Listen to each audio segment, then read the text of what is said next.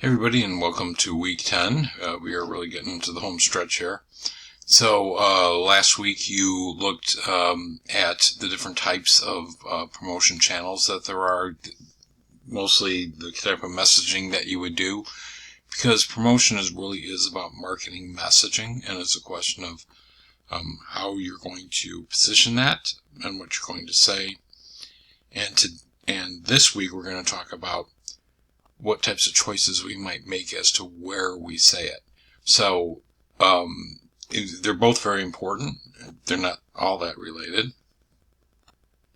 But they are all driven by the same thing, is what does your target market do? So in this case, when we talk about integrating marketing communications and media choices, we have to think very clearly about where our target market spends their time. It's actually pretty easy to do if you have a good generalized definition, like most of you do at this point. So you're talking about things like millennial moms, or you're talking about, your personas are worked out pretty well at this point. So use that and your generalized definition of your target market to find out where they do these things. And it's really, really easy then to decide where you want to spend your effort in your media mix, which is the choices that you make, all the different things that you do, which there's going to be a lot, but you're going to choose the primary one. And then you're going to think about, okay, where that only makes sense that we are where we're going to meet them where they are, is really what it comes down to. So, okay, so that's what we're going to do. Hopefully you've submitted your milestone 3. I'll look through those as quickly as I possibly can. I apologize for milestone 2 taking so long for me to get through, but couldn't be avoided. But you can see we're progressively moving along, and we're building up our plan one step at a time, or milestone at a time. And this is the one that kind of pulls it together. So this is what you're going to work on. It's not due till next week, but it's a good thing to be thinking about as you do some research on it. The research should not be too hard to come by, because if you've got the really good generalized market definition, it shouldn't be too hard to do. But you have to do it. You have to understand exactly where these people spend their time. All right, so with that in mind, this week, you're going to read Chapter 12 and Chapter 13. Chapter 12 is the last chapter that we have a quiz on, so please take advantage of the opportunity to get some points there. Chapter 13 and the ones that we do between now and the end of class are there for you to read, and they're important to do for you to help you put your plan together. However, we're not going to have quizzes on those. So, because as we come to the end here, I really want you to concentrate on updating your milestones and doing a good job on the final ones that you do. Okay, so let's talk about that a little bit. You also have Chapter 13, just by the way, is about social media. And it's a pretty good view of it, although it's a moving target. So anytime you try to define these things in a textbook, is going to be pretty difficult to do. All right, so let's take a look at Chapter 12. This is Integrated Marketing Communications and Media Choices. So in this chapter, you're going to look at, what are the different things, what are the different channels to look at, and we've talked about this quite a bit. So, there's lots of ways to communicate your message that you developed last week. So those choices are based on where your target market is. So let's go to all right. So the learning objectives for this chapter are discuss the optimal media choices for the placements of your brand's merchandising. Makes sense. We just kind of started talking about that, but you're going to do some research to confirm that. Describe the coordination efforts of marketers across integrated marketing communications. This is surprisingly poorly done on the whole.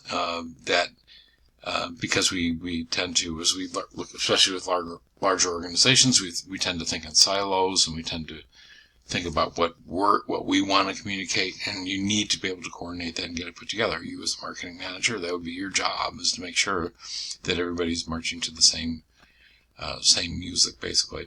So, the coordination efforts are very, very important.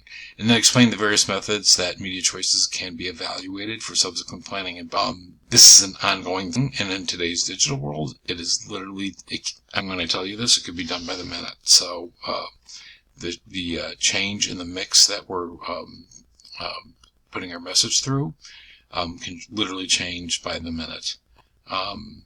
And it's one of those things that back in the good old days, there was a great job. It was called media buying, and they would, go to, let's say, the networks and say, okay, we're willing to run this many ads, this kind of budget. What kind of deal can you give me? All those kind of things. That's what media buyers did. Today, that job has largely been replaced by the algorithms and the intelligence that comes from artificial intelligence and all the data that we have, and we can make those changes in those things on a very, very quick basis. So no media buyer could do that, but the systems that we have set up around this and the in the ways that we manage it can. So they're actually relying very heavily on that today for choosing our media mix. Okay, so there's a lot going on there. It's an interesting topic, but the key thing here is to put in perspective with who your target market is and what they do, and making that connection and making that the primary choice for where you're actually going to do your promotions. All right, so that's on chapter. That's the more important because that's actually part of your milestone, your final milestone that you do. So let's take a look at chapter 13, which is about social media.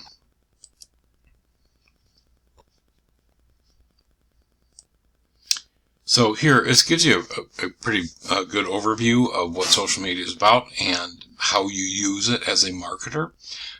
It's not the same thing as how people generally use it, and you have to put your value where it belongs. If that makes sense.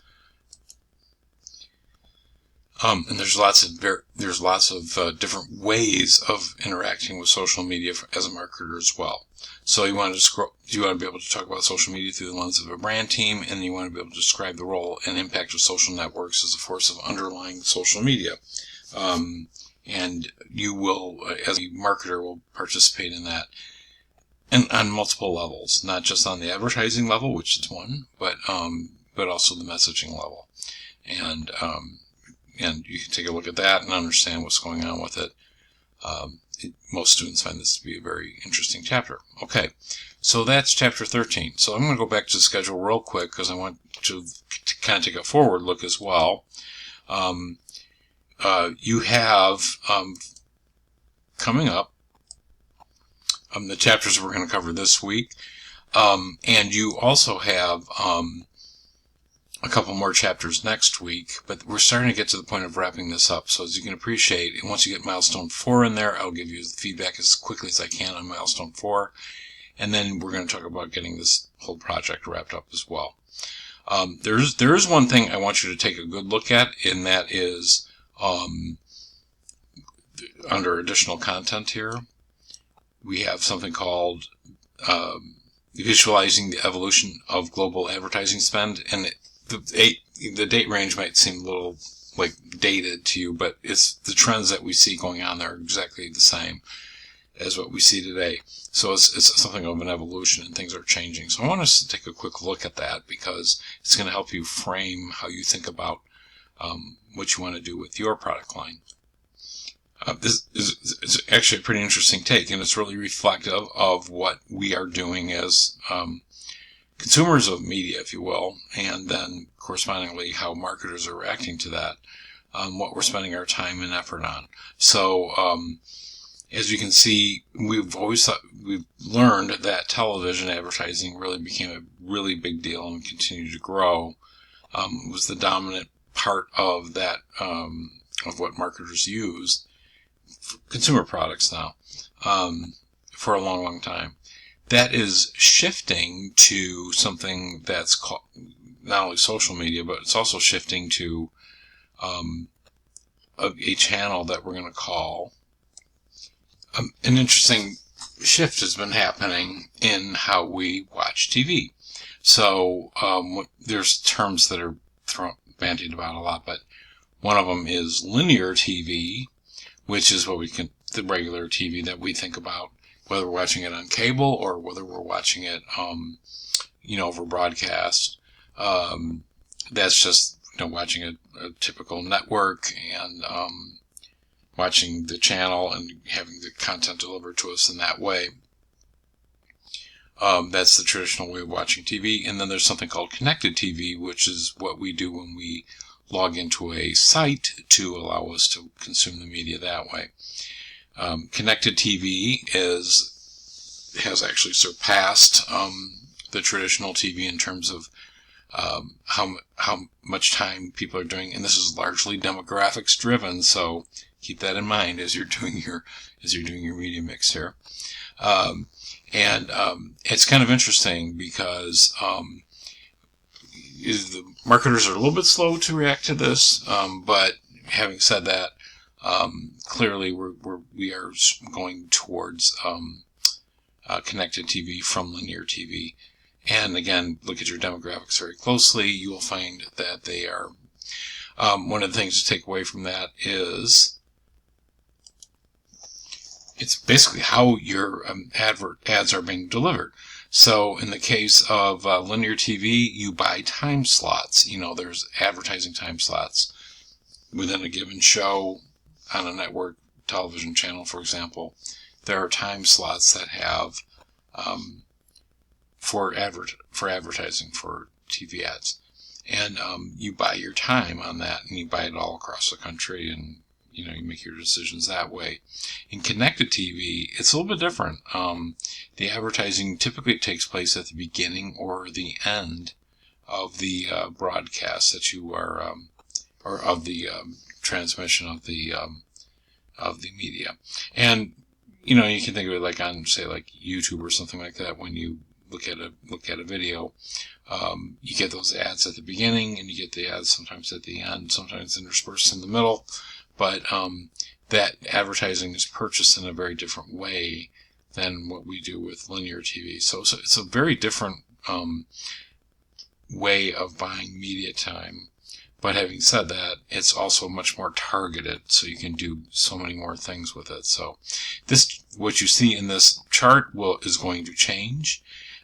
Linear TV will have less and less spent on it, and connected TV will have more and more spent on it. And all the while this is going on, internet advertising of various forms is overriding all of it anyway. So it's just amazing how much this has shifted. So take a look at that chart I had put together. I've had this posted in our content for this week as well, but it shows a dramatic shift in how, first off, the number of different channels that we have to use, and then it also shows how that's shifting. Certainly the linear television that we just talked about is really on the decline, whereas a lot of internet spending is on the way up. So keep that in mind. Again, that's largely driven by demographics, so that's going to affect your how you think about how you do your milestone here. And so be real clear about what your target market is spending their time on within these different channels. Okay, so that wraps up for this week. If you have any questions, certainly let me know. We're heading towards the wrap-up of class. If you have any questions about any of the feedback I've given you for the milestones, please let me know so you can get your final project put together in the best way possible. All right, best of luck to you this week, and let me know if you have any questions.